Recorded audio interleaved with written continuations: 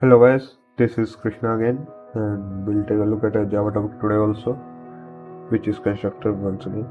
And so it is very easy topic, and I discussed a lot about it. So I'll head on straight with a question.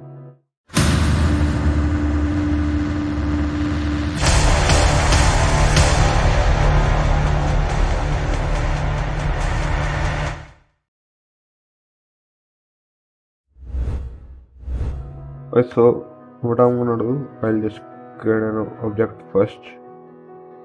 Let's make it capital T. I am just creating an object. It is very simple, and most of you know already mind it. And I'm passing a parameter value. Okay, and now what I'm gonna do, I'll just print it, and for today I'll just do var equal to, and let's say it is printing var of obj, so it'll go like obj.var. Okay, and now I'll define this, what is obj and all.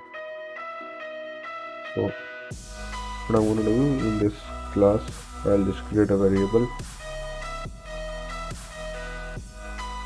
and let's say its value is 1000,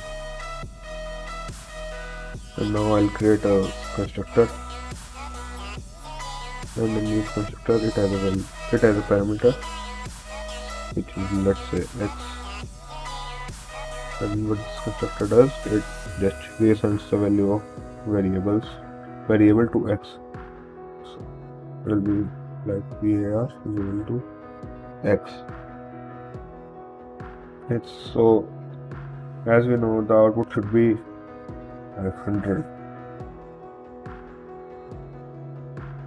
You can see over here output is coming out to be 100. But I have a question for you. What if we remove this?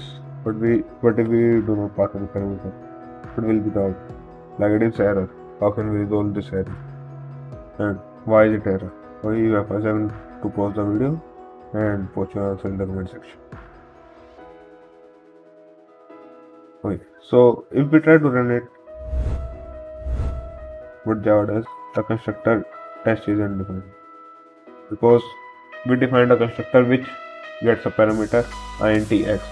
And earlier I told you that if we do not define any constructor, what JVM does, it creates an empty constructor which do not contain any piece of code.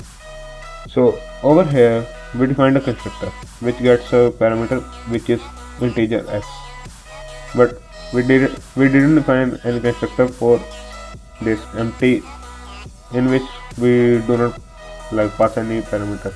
So in this case JVM doesn't create an empty constructor, because we already defined a constructor, and JVM won't interrupt.